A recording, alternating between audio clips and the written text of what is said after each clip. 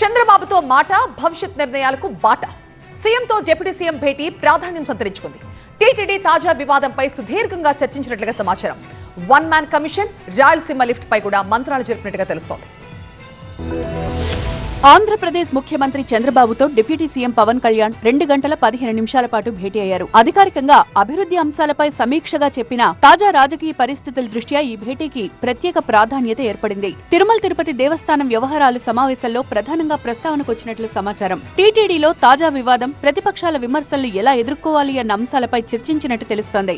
భక్తుల్లో సందేహాలు తలెత్తకుండా స్పష్టమైన సమాచారం అందించాలని నిర్ణయించినట్లు సమాచారం.